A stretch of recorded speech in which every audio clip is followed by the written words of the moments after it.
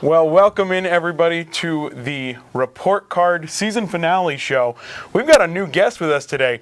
We've had Erik Pessolano with us for a lot, but for the first time this season since the premiere, the coach, Mike Perkins, is joining us. Coach, good to have you. I'm great. I'm real happy to be here. Excited for a show I haven't been on all year. Yeah, we missed you. And of course, obviously doing a couple years of this, and then to not be a part of it. You guys did a great job this year, so I'm just excited to help out. I thought we lost you in Vegas. I'm glad we found you. It only took the whole season. Yes, exactly. It's good to have you. But we're really excited about this show, folks. We are once again at the Echelon Group. Excited to wrap up another season. Erik, it was an amazing 2019-2020 season. We saw amazing highlights throughout the entire year. Fantastic action from the high school league this year. Yeah, and that's what we're going to do here today. We're going to recap everything that happened during this past season. We're going to look ahead to next year.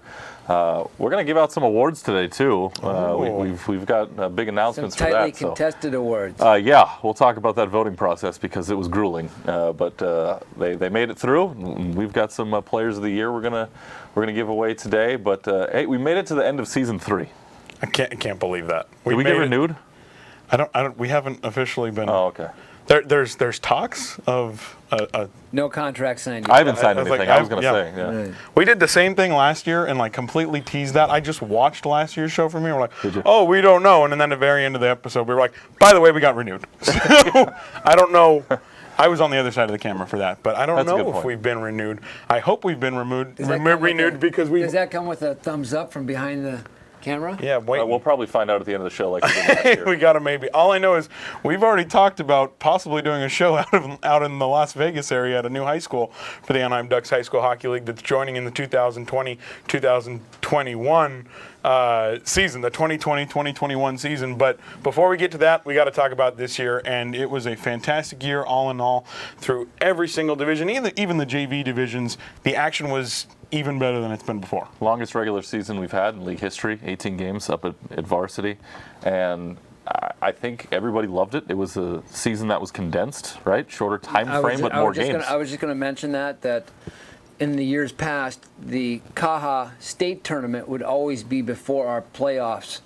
And now this year we've put our regular season and playoff structuring ahead of the Caja State playoffs. So it's been interesting. I think of course there'll probably be some tweaks here and there in the future. But at the end of the day, I like that process. I like that our season is October to February, and then we're done with it. And then March is. Or end of February, March is the Caja State Championship, and allows teams to kind of prepare for nationals if they end up going. Yeah. I mean, honestly, the way that the league set it up, I was like, man, we're not going to have as long of a season, but it felt so action-packed. A lot of that was thanks to actually having Great Park Ice and 5 Point Arena for an entire season. Yep. 4 sheets of ice, a lot more things going on. There were times where we, at Black Dog, had 4 different broadcasts going on at the exact same time, and big thanks to Andy Dickerson and everything he does to set all of that up. But this year was absolutely huge, and it all kind of clashed in the playoffs. Yeah, it really did. We had a great playoff year, and there was a lot of upsets. I think there was a prediction made before the playoffs started. There would be a lot. Yeah. And that's what we got to see. And we're gonna take a look at some of the varsity games here in just a second. Yeah, we're gonna take a look at the scorecards as we have all season here on the report card. First one, the Division III championship game, and well, there's your upset. It says it right there on the screen. The number 9 seed destroying the competition throughout the playoffs, and then they beat the Capistrano United Coyotes. The Servite Friars are the Commissioner's Cup champions this year. And Coach, this team was, you saw them firsthand, a fantastic team this year. I saw them a couple times. Obviously, my Saddleback team played against them, and they definitely had really good scoring. And I didn't know if it was going to be something that would take off during the playoffs, but boy, did they play good hockey, and they got some good goaltending behind Aiden Maltby through the playoff stretch. Yeah, he was somebody who really turned it on in the postseason, right? Didn't hear too much about him during the regular season. Playoffs come, that's what matters, and he was able to get it done. Gets a shutout in the championship game against the number 1 seed, And this Friars team, the lowest seed ever to win a title in this league at number 9, and they didn't have a bye. They had to play all the way through, and they took care of business in their span of about a week and a half. And you got to make mention of the Pats brothers and their scoring antics at the Division III level during the playoffs. So very exciting to watch the Servite Friars this year. Congrats to them. I think they had 9 of their 13 goals in the postseason were scored by the Pats brothers. Yeah. That's saying something. I'll tell you, I know the guy who creates these scorecards, and that guy does not go to the goaltender all the time on that highlight of it. But 30 for 30 in a shutout in a championship game, no question, it was Maltby. On the other side, Sandrine Poneth had a fantastic game. Unfortunately, the offense just didn't show up for the Capistrano United Coyotes in that game. Yeah, and that was the big thing. Sandrine was 11-1 during the regular season, comes into the playoffs. He knew she was going to be big for the team, and kept the team in that game. In that game specifically, she made some big saves. Yeah, just unfortunately wasn't able to get it done from a team perspective. You would think in a playoff game, of course, I'm going to talk to the coach side here, that if you're holding a team to 2 goals and the proficiency with which they scored throughout the year, that letting up only 2 goals would be enough to win a championship. So, but it wouldn't be that way, and the Servite Friars found a way to win a Ducks High School League championship. I think for me, they were the story of the year in the league, as far as the playoffs are concerned, right? A team being that low in the rankings, you don't really hear much about them going to the postseason. Ho-hum, they're going to get knocked out in the first round.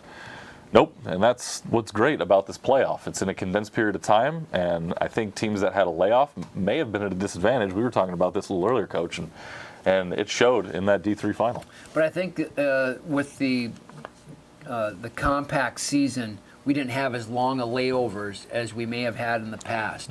So I think that made for some excitement, obviously, and then less time waiting around for games. But, with some of the seedings, there was some of that where a couple of teams got off to early playoff starts because of where they were seeded and then found some way. And I think that's probably the case with Servite, is that they got going and couldn't be stopped. Yeah, great win for the Friars. Congratulations to the Friars. They are your 2020 Commissioner's Cup champions. And also on Championship Saturday that we had was the Division II game. That was between the St. John Bosco Braves and the Beckman Patriots. An upset in this one yet again, Eric. This time, though, not exactly the Cinderella story like we saw from Servite. This was just a 2-1, but the St. John Bosco Braves and the Beckman Patriots, along with Edison, had bantied around. Central Cathedral was in there, too. These two teams, though, coming down to the wire, a big win for St. John Bosco to clinch their H&S Ventures Cup championship. Bosco was a team that we probably expected to be at the top of this division throughout the year, but Beckman just wouldn't go away, and they stayed at the top of the standings from wire to wire. They were the number 1 seed. They go in the playoffs, and we kind of look at each other and be like, how is Beckman able to pull this off against all these other teams in this Division II?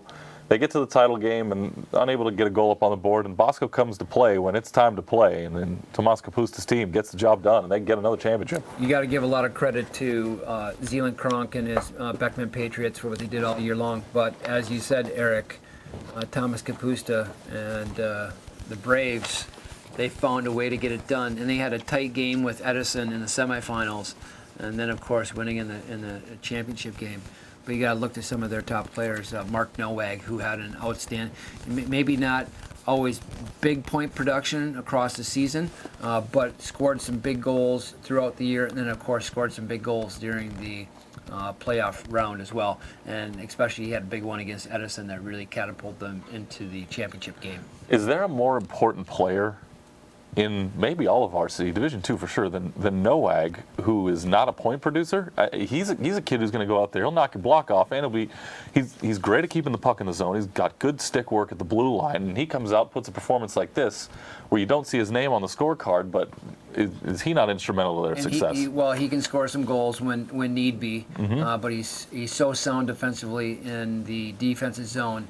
And then of course you got Emmett Crotto, who's the goaltender for St. John Bosco, and if you can get through Nowag, it's going to be tough to get through Crotto as well. Yeah, they have a second line of defense there. That's a brick wall. Well, it's like layers of defense, which makes it very difficult for any offensive team to get some goals against them. And I mean, you're right.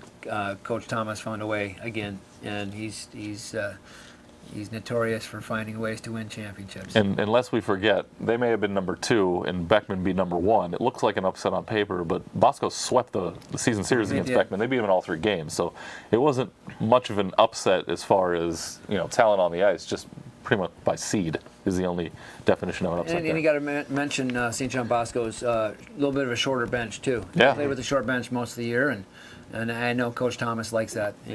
He does it year after year after year. Yep, keeps working. Give credit to Danny Tassageorgios, though. He had 28 to 31 saves in that game. Unfortunately, though, Coach, not easy to win a championship game if you can't score. That was 2 shutouts that we saw in championship games. Credit to the goaltending that we see in this league. No doubt. You got to mention on the Beckman side, Kenton Wilson, who's really the leader of the Beckman Patriots, along with Braden Fleming. Both those guys had outstanding seasons and great playoff runs as well. But neither one of those guys, who are very, very good hockey players, could find a way to get the puck in the back of the net. In the Division I game, however, it was not a shutout, but it was an exciting one. These 2 teams came together. Let's be honest, a lot of people thought it was going to be the Orange Lutheran Santa Margarita matchup. No. St. Mary's Rams taking on the Pacific Ridge Firebirds. And the Pacific Ridge Firebirds, Eric, who lost last year in the H&S Ventures Cup Championship to Capistrano United, they go, who needs the H&S Ventures? Let's go win the Shulman Cup. They are your 2020 Shulman Cup champions. Yeah, and this is the first time ever we saw 2 teams from out of area. And when I say out of area, that means out of Orange County, playing for a cup in Division I. And what a story St. Mary's was in this postseason. No bye for them again. They finished their regular season very early due to travel and whatnot. And they come out here and put together 4 good games in a row. This one didn't work out in their favor. They played well in that game. Just Pacific Ridge was just too much. They're too quick, and they were all season long. And you got 2 teams there in the middle of the pack as far as the regular season is concerned, and Pacific Ridge gets their first title at a varsity level. The Firebirds have so many different angles of offense and different players that can make things happen. It's Coach Juan Trevino and his staff have done a fantastic job over the last couple of years growing that program, and to see them have the success that they did this year was very exciting. And of course, Jace Phillips, you got to mention him with big goals in the semifinals and finals to catapult the Firebirds into a championship. It was definitely amazing and fun to watch, and fans were on the edge of their seats. And of course, us calling the games, that side of it is, it's fun for us, but to look across to the stands and see people on the edge of their seats when players get the puck on their stick just tells me that the hockey is growing and getting better year after year. Meanwhile, it was William Schneider with 2 goals to really salt away that win for the Firebirds. And I got to say, you got to give credit to Tobias Bell. He had a fantastic season, one of the goaltenders that had the most shots against in this season. He's got some acrobatic moves in the net. Yeah, he was under 500 in the regular season, lest we forget. He was 4-7 during the regular season. And actually, when you count his playoff record, he was 6-8 this year and turned out to be one of the better goaltenders in all of this league, and put on a performance to get his team to the title game. They rode his back a lot. Just came up a little bit short in this one. You got to make mention of the youth of St. Mary's as well. They're a fairly young team, and Coach Derek Eisler is growing that group out. And I got to believe you're going to, we see them in the championship game here this year. They'll be hunting that down again next year. And we have to give a shout out to Rick Pulaski, who is absolutely the host of the podcast for the St. Mary's Rams. You mentioned us all on his little podcast. All of us, not just 1 or 2. We all got name dropped, so we have to give him his due here on the report card. So thanks Rick for everything. You, I'm going to tune in now. I didn't know St. Mary's had a podcast before the season. I'm going to listen in now. I know that. Congratulations to congratulations to the Pacific Ridge Firebirds, the 2020 Shulman Cup champions. It's not time to finish talking about this year quite yet, though, fellas. Like you had teased, we got some awards to hand out. Yeah, these are the official ones, too. This isn't just this what is we official. think. This is a sealed envelope here that we have to open. Oh, we should have done the We should have done the sealed envelope. We could have done sealed envelopes, but we elected not to. So this is so new, and this is so hot off the press. We actually have no graphics for this. Absolutely not. We're just going to read off the sheet, which will be released tomorrow. You'll see the press release, but you're going to see it here first on the report card. Let's take a look at our all ADHSHL teams for 2019-2020. We're going to start with Division One. And we look at this forward group here. Jackson Ferry from Orange Lutheran, Merrill Stinari from Capistrano United, Nolan Stewart from Bellarmine, I think are the three forwards most deserving of the award. And the media said they're all Division One. You know, the top of that list, Jackson Ferry, all year long, he was huge. He was such a difference maker for the Lancers. It's not surprising to anybody that his name is there. In fact, when we talked about it, he was probably one of the only players throughout this whole process that we said his name and like, okay, everybody was on the same page with it. So, but Jackson is a strong skating forward with a really good shot and a good nose from the net. He's got a great release for a shot, and it makes things very difficult for goaltenders and team defenses to stop him because he's just so savvy with the puck. Out of this whole list, once we go through all these teams, he was the only one who there wasn't a second option. Yeah. Right. He was the one who was unanimous. You look at the defensemen for Division One: Josh Renton from Orange Lutheran, Axel Karlberg from Santa Margarita. Two guys who are tough back there on that blue line. Well, Renton is kind of the silent assassin. You know, when you look through all the stats and you take a look and see who's where, and for a defenseman, he just sneaks up on you, and all of a sudden there he is at the top of the list for defenseman, and a very good right shot defenseman. Decent size, good skating defenseman, was very good at retrieving pucks in his defensive zone and turning them back up ice, and then getting in the play on the offensive side. Did a great job in the offensive zone, getting pucks to the net. So he's one of those defensemen that any coach would want to have because of his great skating. Toughest decision that I think was had for Division One is the goaltender position. I'm happy about this one. Yeah, this one was tough from what I understand. It came down to two goaltenders, but ultimately in the end, St. Mary's Tobias Bell gets the All Division One honors here. Well, he was great in the playoffs. Mm-hmm. Let's face that fact. We should point that out. That's a good point. We should point out that a lot of other leagues give out awards based on regular season. The Anaheim Ducks High School Hockey League, it's based on the full year, regular and postseason. Again, Bell was acrobatic in net, and really would show off his talents. Now, every once in a while, sure, the puck would go through, and like you mentioned, the regular season wasn't a winning record, but boy, did he step up in the playoffs. What Bell did in the playoffs is gave his team a chance to win. Mm-hmm. Right, every save, every situation. I think that's. I mean, I didn't get a chance to talk to him during the playoffs, but he's just one of those kind of guys that he wants to help his team win, and that's the way he approaches it. So. All right, there you go. There's your Division One All ADHSHL team for 2019-2020. Let's go to Division Two. Start with the forwards, like we did a minute ago. Benedict Klepetko from St. John Bosco, Hudson Lamatow from North County, Braden Fleming from Beckman. How do we feel about these? These are good too. Just a fantastic class. Again, we don't always see Division Two because the games that we're broadcasting are the Division One games, unless we're going to the Vegas Showcase or doing a championship game. But these names on this list were absolutely fantastic. You can see it on ADHSHL.com. You can look at the stats. These three were some of the best. Yeah, these three guys definitely, they had great seasons. Klepetko is such a quick strike type of forward. He scores goals very quickly. And Lamatawa, who I only got to see once or twice during the year, was very impressive the times that I saw him. And then Braden Fleming is such a strong skating forward. He's very elusive around the ice. Great career for Fleming, too. He's a senior, so he gets the honors here. All Division Two. Your defenseman, Andrew Chua from Central Cathedral, Easton Laird from Edison. Coach, I want you to talk about Easton Laird a little bit. You know, Easton's a really interesting personality. He's well liked by his teammates. He's a leader on that team. He's a strong skating defenseman. Left shot, a little bit more compact. He's not super tall, but he's super compact, and if you hit him, you're going to feel it. He dishes out some blows himself. He's got a very good shot, and like I said, probably the best part about him is that he's just got this really outgoing personality, and he's a great teammate at Edison. And then for Andrew Chua, Central Cathedral, boy, this is a kid. He'll knock your block off. I mean, back there defensively, he was tough to get around. You know, as a defenseman or as a forward, if you come into the defensive zone and you're attacking a defender like Chua, you know you're going to get hit. it definitely puts the thought in a player's mind before you even try to attack the net that there he is.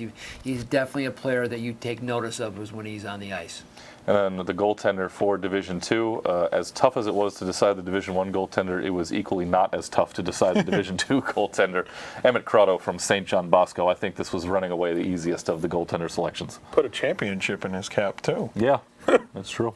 The times I saw him, he was so solid, so sound. Very few times did he have to really scramble to make saves, and when he did, he was good at it. But probably the best part about him is he's good on his angles. He's got good size, so that bodes well for him. And then he's just real calm in the net, and he just makes saves, and that's all you want from a coaching perspective. There's your Division II team, all ADHSHL for 2019-2020. And finally, for Varsity Division III, this one is something else because it is rare you see two teammates get named in the same position category for all ADHSHL. Jason Stefanik, Austin De Los Reyes from Placentia Yorba Linda both lit up the scoreboard this year. And you can go ahead and add Preston Patz from Servite to your forward group for Division III. Between the three of those guys, the points that they amassed over the course of the year it's unbelievable in the amount of games. But Stefanik, his ability to shoot the puck, he's just got such a great release, and it's so quick and heavy on top of the goalies. And of course, I got to see it firsthand a couple of times in coaching in Division III. But very exciting, very fun to watch, and definitely a player to watch in the future. 57 points for Stefanik in the regular season.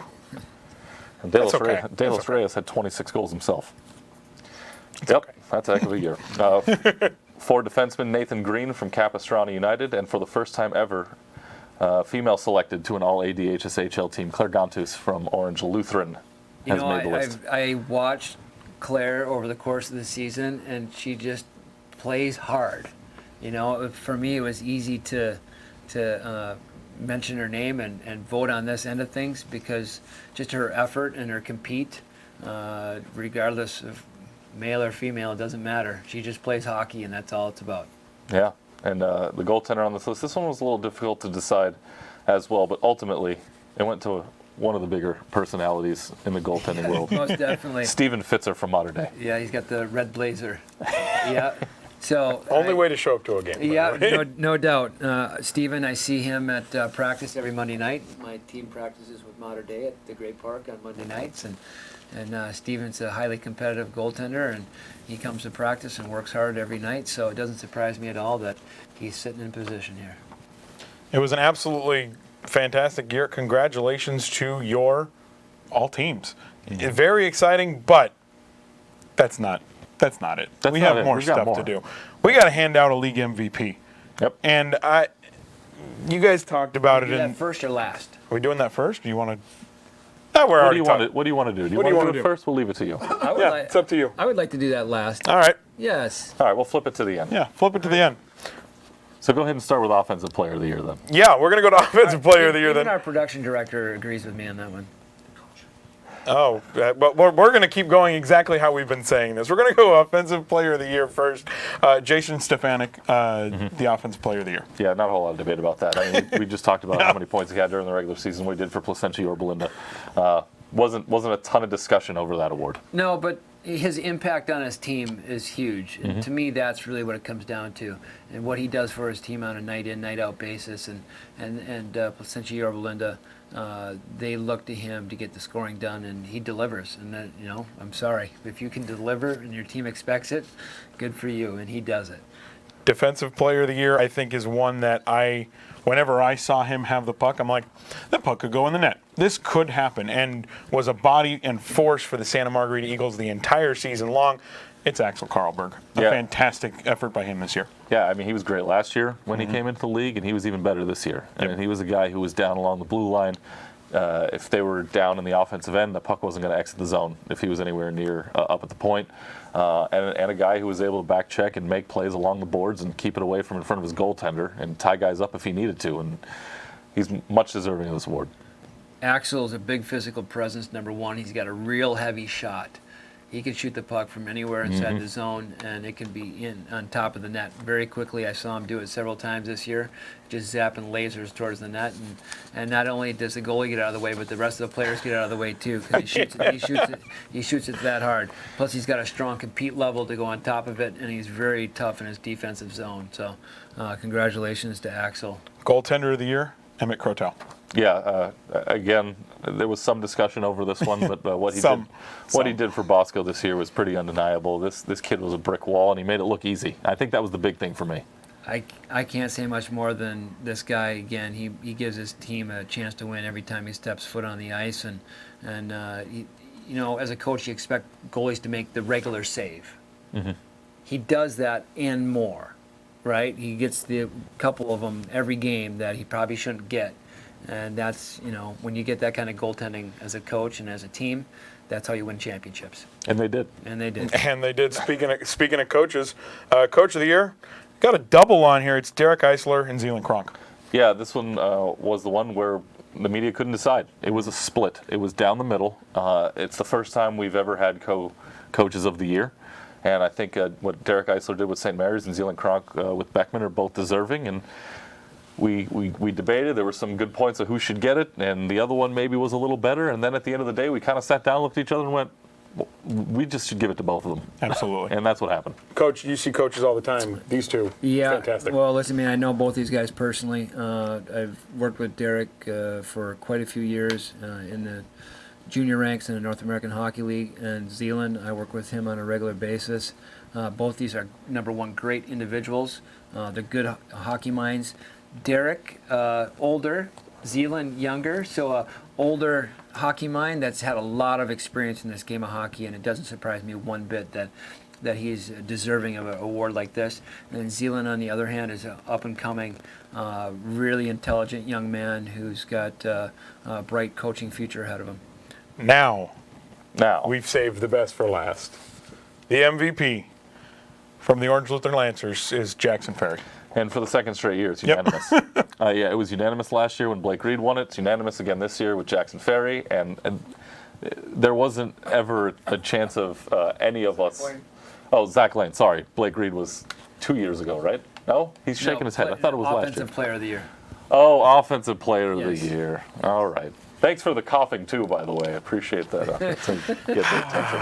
Our lovely production assistant back there. Anyway, it was unanimous last year with Zach Lane. It's unanimous again this year with Jackson Ferry. If we had those little ear things, he could have said it to you. He could have said it in my ear and got the credit. You know, we'll work on that for next year. Maybe here it comes. Yep, there it is. Yep. All right, then. But this was one of the rare times where we sit down and we ask for our picks, and nobody had a second one. It was Jackson Ferry. That's it. Let's move on to the next one. You know, Jackson, he's multifaceted. Not only is he a good athlete, but he's a great teammate, and he comes from a real good family, really good people. So, again, congratulations to Jackson. He's got a hockey future ahead of him here, and I'm excited to see what he can do in the future.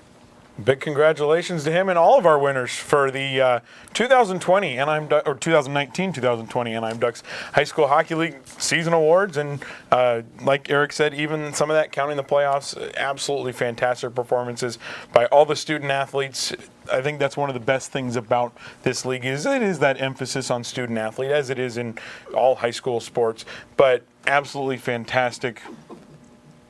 I'm hearing laughing off screen. Anyway, absolutely. Apparently, it's more fun to be behind the camera now than it is in front of it. I remember from last year. It was actually pretty fun. Anyway, but this entire year has been fantastic play by the. It's because I'm saying fantastic. That's why. Anyway, it was a great year. Time to go back. Yep. Opening day, Erik. We're all sitting there, and you coach too. We're all sitting there going, what are we going to do? We have all these games to cover in such a small amount of time. Remember opening day? In October. Yeah. This is what doesn't seem like that long ago, which really wasn't that long ago because the season's condensed now, and here we are at the end of another year. But opening day, 51 teams. How are we going to cover D1? How are we going to figure out to get the right personnel out for every game? And somehow we figured it out. You know, there was lots of scheduling snafus here or there. Yep. And all of us trying to fill in and fit in different spots, and I got to make mention, we even picked up a newbie in our group. Yes, we did. Mr. Tate. Thank you, Tate. It was great to Thank you. have him aboard this year, working with my stepson. So that was definitely exciting. But as far as the season goes, you're right. When it's condensed that much, it goes quickly. And as with any season, it's just just the way sports work. That you get to the end of it and you look back and you go, how can that be? We made it, But before you know it, we're going to be back at it again. We're going to be back at next year. Oh, as soon as we're off the air, next season starts. Yeah. No, we get a break for a little bit. No breaks. But I mean, I look back on it. Break.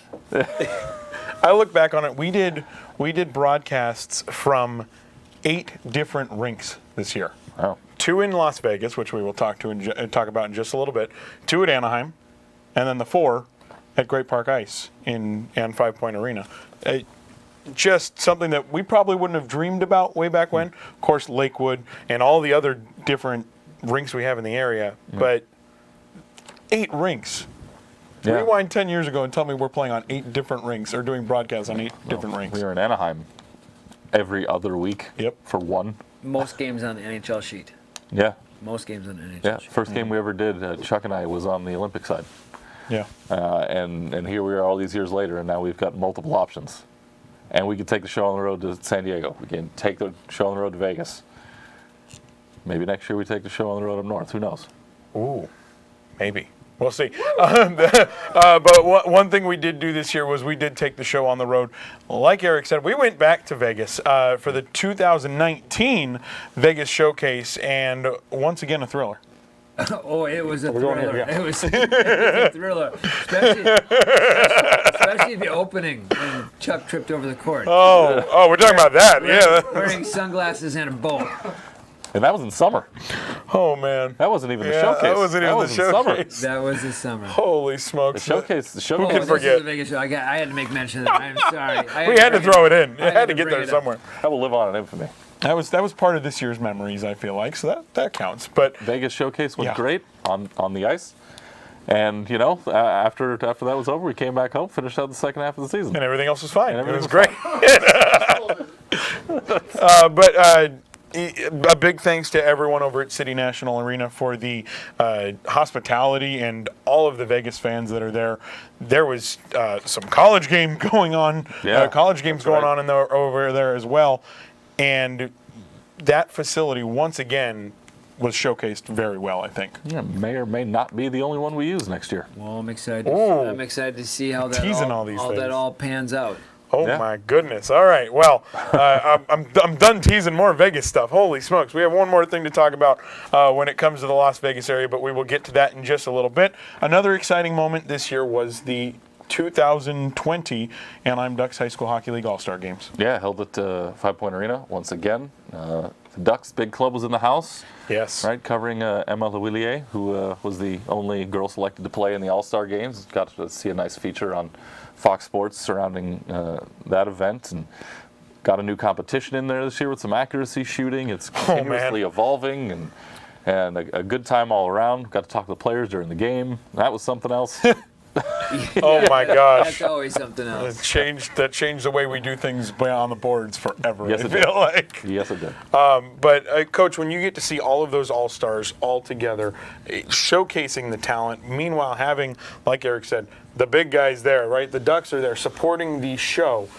From a hockey standpoint, I really enjoy the format that we've gone to with the senior game, the varsity game, and the JV game. Mm-hmm. The JV game, you get to see the future.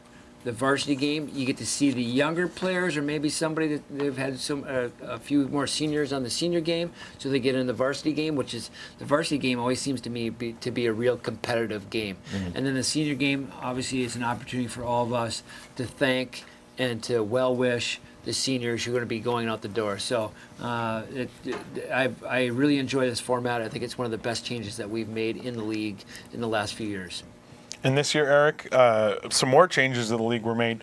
The way we do playoffs was a little bit different. The playoff brackets completely changed, and I think it was the best setup that we've ever had. I liked the format of the bracket. He liked it. I did. I know there were some who were a little bit skeptical about it, but if every team is going to the postseason, having those double byes in place is a reward for playing well in the regular season. And I know the debate on the other side is having the time off, not playing games, missing out on a couple of weeks or a week and a half of playing time may be detrimental.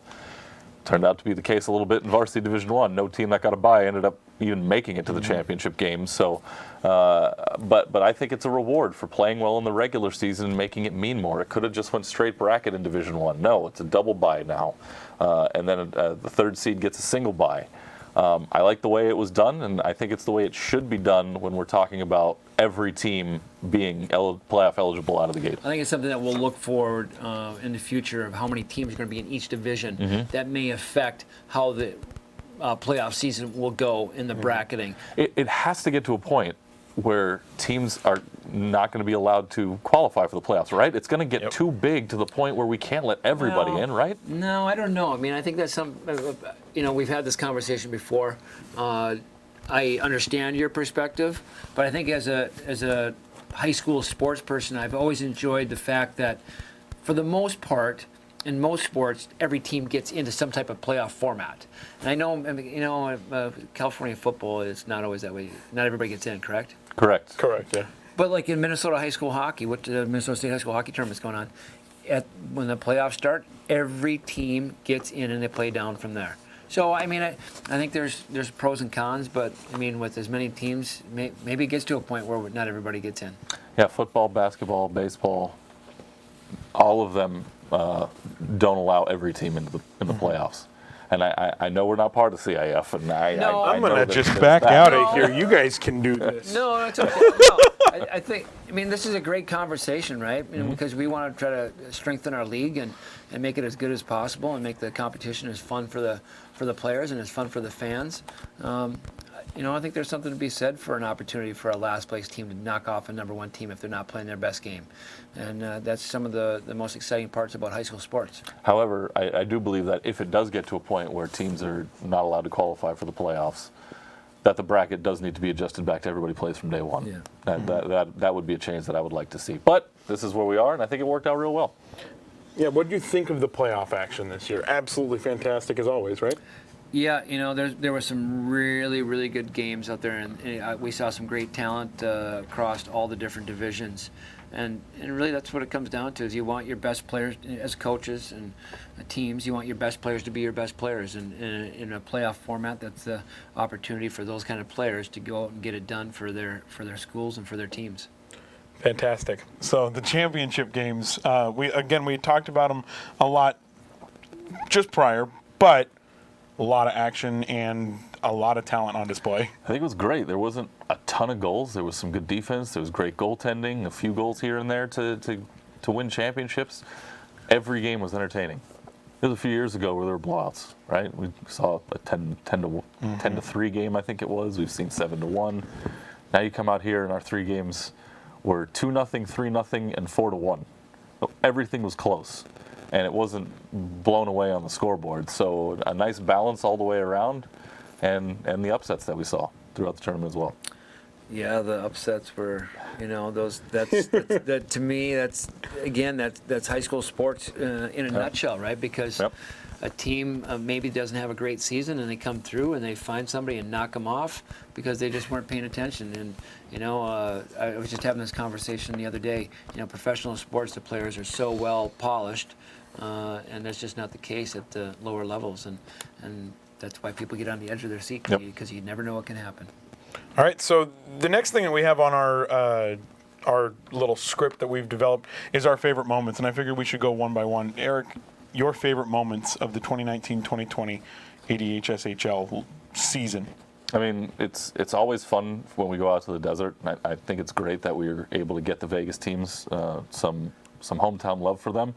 I love going out for the showcase. That's always a great time. As far as gameplay during the regular season this year, I would say my favorite moment was watching Servite win the championship, because you're watching that game, and as it was going on, they got the first one, and you're waiting for Capo to just go on a rampage. You're just waiting for it, and it never happens.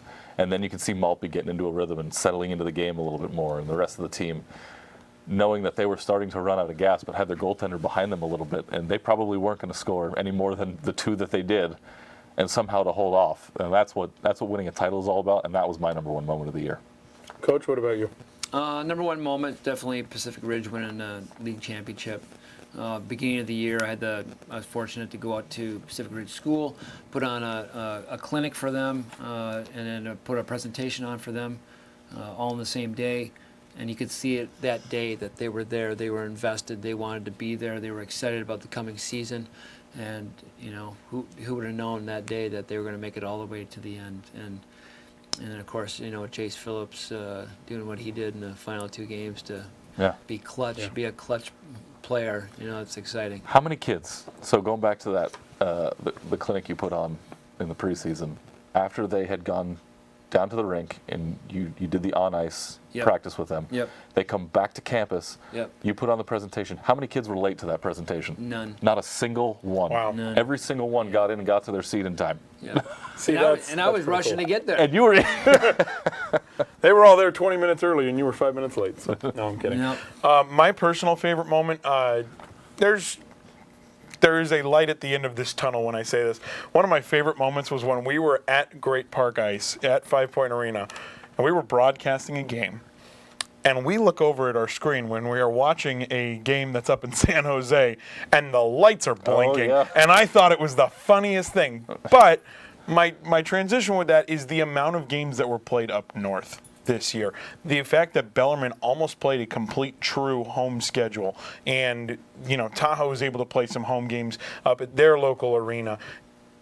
I think it's great that this league has been able to just delegate out, say you guys can play your games up north, or for Division II and some of the lower divisions, play your games down south at Poway. We saw that a lot last year, but the expanse of this league needs more ice rinks. And Coach, you've been to probably most of them, but it's great that this league's able to do that. Well, for us as a Ducks high school league, the Ducks also are involved in rinks. Mm-hmm. And to see that expansion happen with the rinks that the Ducks own only bodes well for us in the future and for our expansion and our growth. And who knows what they're up to next. I mean, we got a brand new 4-sheet facility we're settling into right now, but who knows what's the next step for the rinks in the Ducks High School Hockey League. Those are our favorite moments, and we know you've got your favorite moments as well. If you have any favorite moments, leave them in the comments here on the YouTube video. We'd love to go through and look at all your comments and see what your favorite moments are. Perhaps from some moments that we didn't see. There's plenty of games that we don't get to see, which is crazy because we feel like we watch a lot of games, but there's plenty that we don't get to see. We'd love to know your moments as well. 2019, 2020 somehow is officially behind us, and now it's time to look forward to 2020, 2021. I'm not doing Not too far ahead. Not too far. Oh, we're looking far ahead. We're looking ahead. We are excited we officially announced it on a broadcast a couple weeks ago. I know it went on the Anaheim Ducks High School Hockey League social media as well. The Faith Lutheran Crusaders from Faith Lutheran Middle School and High School are going to be joining the Anaheim Ducks High School Hockey League next year with a Division I team and a JV team. Exciting news for more expansion to the desert. Yeah, I didn't realize how close, I was talking with Matt Blanchard earlier, I didn't realize how close that school is to City National Arena. You could almost walk Oh, really? to the rink. Oh, yeah, it's very close. So they'll have a nice facility. Maybe not in the desert. Right. We're not walking. But No. Not even in December. Nope. But it'd be nice for them to be able to come to the rink. The Vegas program is out there too with the Junior Golden Knights. Now they've got a little rivalry that they can start to build off of a little bit out there. So can't wait to get going with them. And we're going to see them in August, aren't we? We are going to see them in August, as long as we get renewed, which is the plan, at least in our opinion. We got the head nod. We got the head nod again. This year we have gotten renewed, and we are going to be broadcasting live for the Season 4 premiere, oh my gosh, of the report card. Will be live from Faith Lutheran Middle School and High School in the Summerlin area. We are super excited to take the show not only on the road, but to our second high school we will actually be broadcasting from, Coach. We did Pacific Ridge last year to start off the year. We're going to Faith Lutheran next year. Pretty exciting. I was just going to make mention. So the other day, I'm at work, and I pick up California Rubber Hockey Magazine. Mm-hmm. And I'm paging through, and I page through, and all of a sudden here's this bright color ad, Faith Lutheran hockey ad, and anybody that was interested in the school, they had contact information, all that kind of stuff. But there it was, plain as day, and it's out there. People know that's coming, and obviously exciting times for the Ducks High School Hockey League, but more exciting times for the greater Las Vegas hockey area. Yeah, and they know that we're gonna bring our show to their campus on August 17th. So that'll be the day that we'll have the show on the air. Season 4 premiere from Out in the Desert. I'm just saying, if they're playing home games, I think we need to cover their home games. Well, I don't know how we're going to do that, but we'll figure it out in the budget. I'm sure it'll I'm be fine. floating it out there. But like he said, August 17th is the date. We will be out there. We are going to be having a great time and really excited to welcome a brand new school to the Anaheim Ducks High School Hockey League. If nothing were to change and we are just adding those 2 teams and no teams reestablish themselves however they'd like, we're looking at 53 teams next year. And that's not if we get more JV teams added or anything like that. 53 teams. 51 was, oh man. Now we're like, all right, we need to buckle down because we're going to be expanding more. I just think hockey keeps growing in Southern California and the West in general in the United States, and the sky's the limit for us. And as more kids start playing hockey, there's going to be more opportunities to continue playing and other areas to grow and develop within our Ducks High School League world, and then outside the Ducks High School League world as well. So, without mentioning names, there's other leagues out there, and I could see some cross league games being played in the coming years. So that's the stuff that kind of excites me, is that it really turns into something. Even, the Ducks started this thing, but it's going to turn into something much bigger than that. Not only are we going in August, we better pack our bags in December, because the Vegas Showcase, the 2020 Anaheim Ducks High School Hockey League Vegas Showcase, is going to take place from December 4th to December 6th. Summerlin, Nevada is going to be the host officially, but they got a brand new rink facility in that area, so in Henderson. You never know. We might try to bleed over there. We'll have to see what the official. Well, it's just not easy bleed over there. Correct. Because it's on the opposite end of the city. It's a drive. You're gonna get paper tossed here in a second. Yeah, bring it. I feel like I don't know. Anyway, I think it would be cool if we can get that. I also think it would be cool if we could play at the T-Mobile Arena, but. Why are you looking at me? I don't make those decisions. I don't. You're the one getting thrown at. Anyway, so we're really excited. The 2020 Vegas Showcase for the Anaheim Ducks High School Hockey League will be, again, December 4th to the 6th. Exciting times in the Anaheim Ducks High School Hockey League. That is it for 2019-2020. Great show. Season 3 of the report card is done, and we are now officially. And you guys are playing a great game of catch. Oh, he wasn't expecting that to go back to him. But we're really excited for all the things that have happened throughout the year, and we're excited to look forward to the future as well. We want to say a bunch of big thank yous to everyone that made this particular show possible throughout the entire season.